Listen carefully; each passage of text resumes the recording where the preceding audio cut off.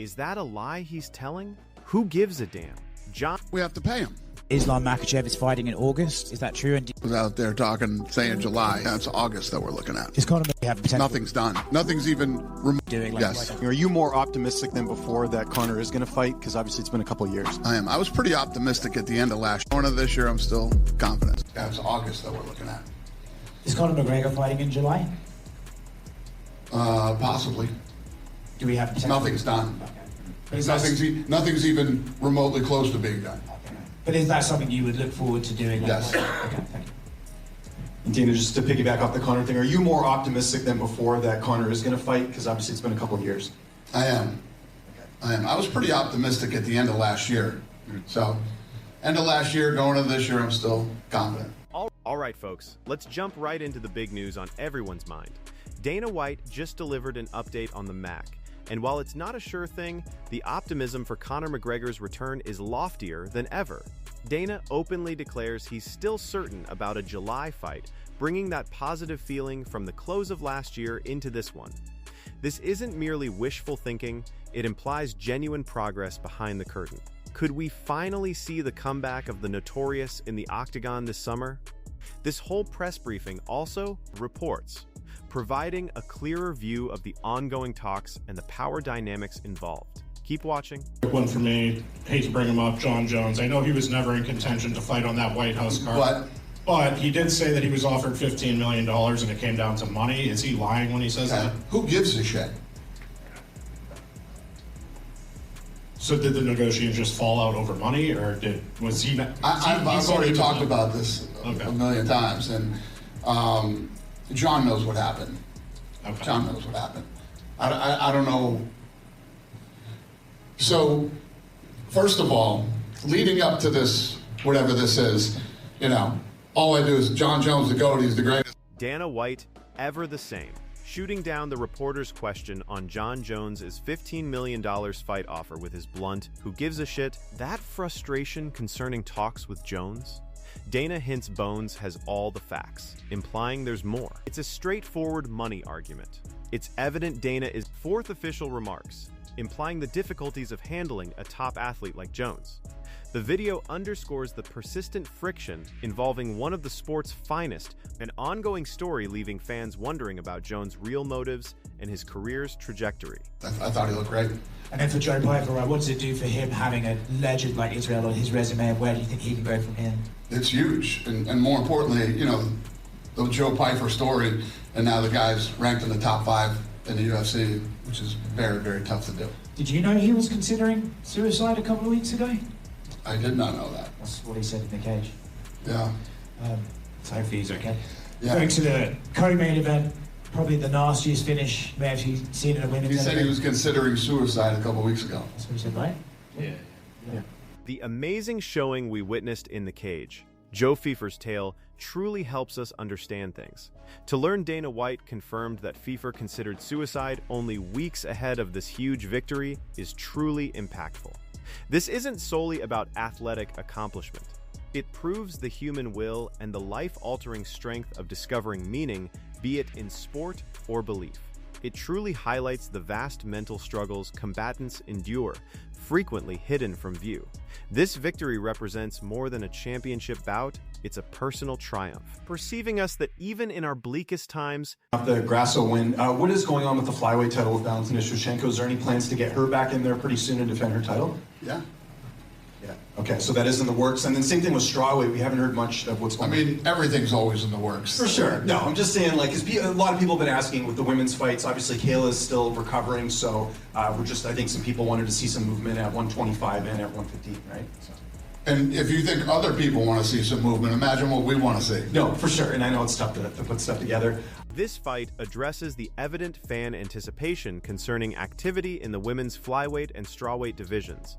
It's clear both Valentina Shevchenko and the strawweight champion are recuperating. Natural pause in their respective divisions. Danis, if you figure others want to see some action, just picture what we'd want to see. This completely reflects the UFC's aim for busy title holders and thrilling contests. It involves a tricky trade-off between athlete well-being and sustaining competitive pace. While some might feel restless, it confirms that behind the curtain, the UFC is truly striving to set up the best bouts when the moment's right for their main athlete. I mentioned Lance Gibson on the prelims, someone that I know came in on short notice. He told us that a lot of people in his debut did not want to fight Bobby Green. He steps in, he loses that fight, but then he gets this opportunity and knocks out Chase Hooper. And obviously the fans were on Hooper's side here. What did you make of his performance? Someone that's been fighting for a while, gets the opportunity, takes advantage. Yeah, I mean, anytime, that's what this is all about. That's what this game about. This game is about opportunities and who takes them, who delivers, no different than we were just saying about Piper. I mean, everybody's taking an opportunity and you're all trying to have the best possible performance you can have. I mean, Casey O'Neill tonight. I mean, we could just go down the list. The card was incredible. And Gibson's path represents a typical UFC story. A tale of seizing. The scale this sport involves is about people taking risks and performing when it counts. Performing against formidable rivals like Bobby Green, then securing a major knockout victory over Chase Hooper, perfectly exemplifies that ethos. It's a strong reminder. O'Neill seized their chances, highlighting the profound skill and the continuous demand to perform at the highest level. The scorecard on the Adrian Yanez and Ricky Simone fight. I don't know. I didn't. I heard that people were talking about that. I don't have any. Yeah, it was a weird finish at the end, because it looked like Yanez had maybe finished him, and then it ends up being a draw there. So yeah, might want to check that one out. And then, did you see the scorecard for the Tyrell Fortune and Tybura fight? I don't think we've ever seen that in UFC where the wrong scorecard was read out, and so they had to bring the fighters back. It's happened before. Yeah, it is. Not in a while though, right? Yeah, Buffer probably hung himself somewhere back here tonight. But yeah, Buffer is an absolute pro, and very rarely does that guy make mistakes. The ongoing dispute about scorecards, and even how results are announced at UFC events, stays a prominent issue, as Dana White notes. The Yanez-Simone tie, and especially the never-before-seen mistake in reading the Fortune-Tybura fight scorecard, evidently caused strong reactions. Though Dana backs Buffer as a professional, the blunders emphasize the huge pressure and the human aspect within live sports. Such occurrences spark supporter discussion and close inspection of officiating and display, emphasizing the necessity for accuracy in these crucial matchups. It represents an uncommon error, yet one that always garners considerable notice and conversation throughout the... Talking about how I'm blowing Jon Jones all the time.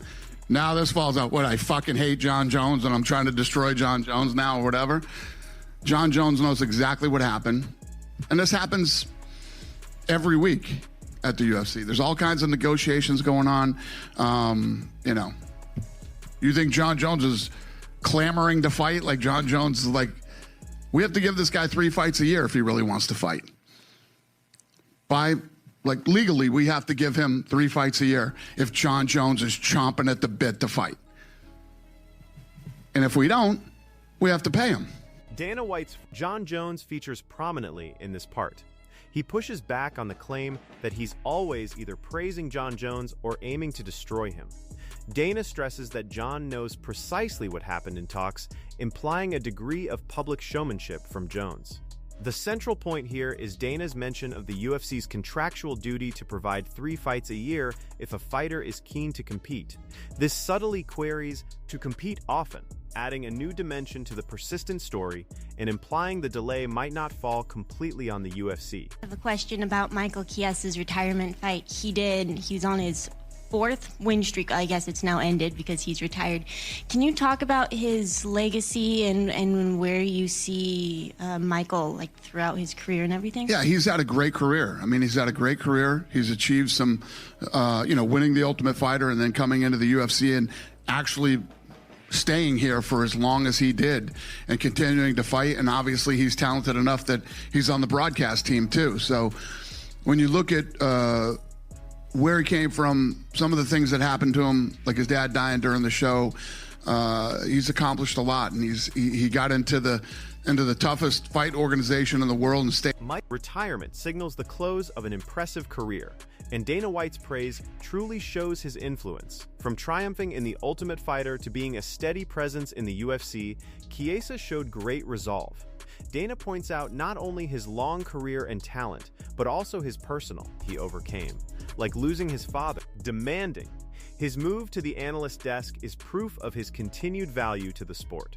Chiesa's path from a hopeful prospect to a respected veteran within and beyond the cage truly cements his legacy as one of the UFC's cherished names. Yep. You guys recently announced the Manel Kape versus Kyoji Horiguchi rematch in the Apex. Big first fight they had over in Japan, Ryzen. Have there been any discussions, of course, of going back to Japan when you have these characters like that? And I mean, was that fight specifically when you guys thought about taking there? I know Saitama Super Arena is not available at the moment, which could play a part. Yeah, we would love to go back and do a fight in Japan, and we do talk about it often. We just haven't found the right time or fight or whatever it might be, but yes, we want to go to Japan. The idea of UFC returning to Japan is always thrilling, and Dana White confirms that it's a constant subject of talk. Due to the deep history of combat sports in Japan and its fervent fan base, it's no shock there's a strong urge to return. However, Dana's comment on not finding the right moment or bout or other reasons hints at operational hurdles or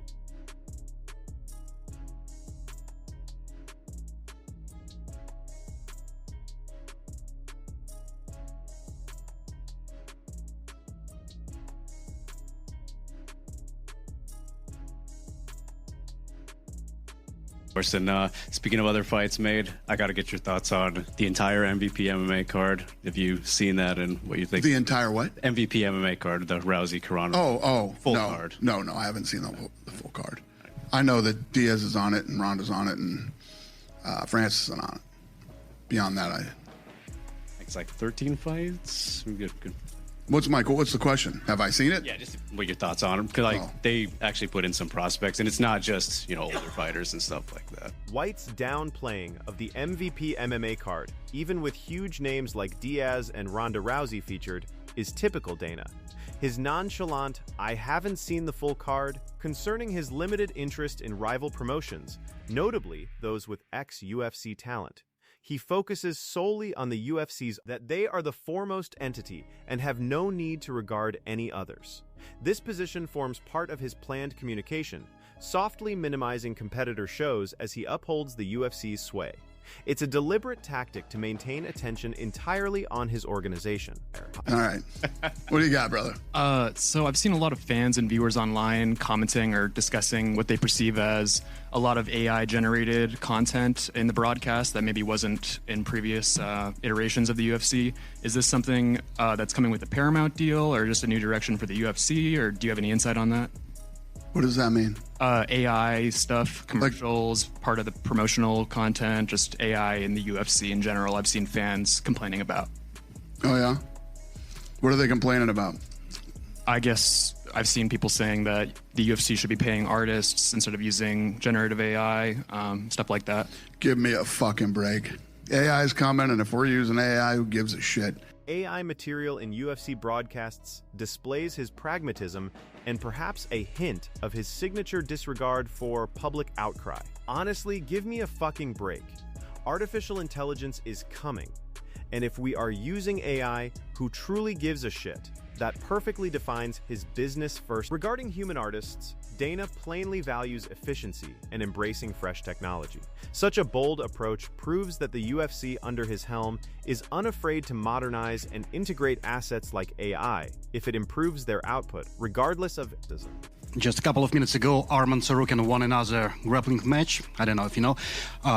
At last UFC BJJ event, I asked Claudia about Arman, and she said that she's interested to make Arman versus Miki Musumeci match. So, will you allow Arman to perform in UFC BJJ? Can he perform in UFC BJJ? Arman? Arman, yeah. Sarukian? Yeah. I guess, I don't know. Is that what he wants to do? Is that what Claudia wants? And Claudia wants him to. Yeah, and Arman he had like 7 grappling matches in the last 7 months. Well, I believe if Claudia wants it done, she'll get it done. Matches offers an intriguing glimpse behind the scenes. It spotlights the changing environment where athletes such as Arman pursue more competitive. Dana's reply, noting Arman's interest and Claudia Gadelia's, BJJ advocates for an adaptable method in cultivating and involving fighters. Although its main emphasis is MMA, the UFC appears receptive to its athletes engaging in other combat sports, especially given internal support. This might well open avenues for more crossover competitions or specific grappling pursuits for UFC talent going forward. Well, Dana, as you said, probably the card of the year so far, an amazing event.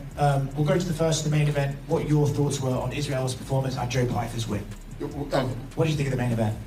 Yeah, I mean that's what we were talking about in the back. We started looking at all the performances tonight for Pyfer to come in at number 14, and beat Israel Adesanya, one of the best middleweights ever, and the number 4 ranked guy. It's pretty impressive, and to finish him. There's going to be a lot of talk about Izzy and where he is in the sport and this stuff. But what did you think of his performance before he ended up getting taken down? Good. White's own assessment of the main event, particularly Joe Pyfer's stunning upset over Israel Adesanya, underlines the unpredictable nature of MMA. He praises the card of the year so far and acknowledges Pyfer's truly impressive rise from number 14 to defeat one of the very best middleweights ever. Dana gives credit where it's due for speed and angles. This highlights Dana's instant, raw take on pivotal bout conclusions, stressing the ever-changing power structures across the UFC's top divisions. It confirms that inside the cage, total unpredictability prevails, consistently keeping fans eagerly awaiting the next move. Last one for me. You were in Seattle last year, came back this year, looked like another really strong card.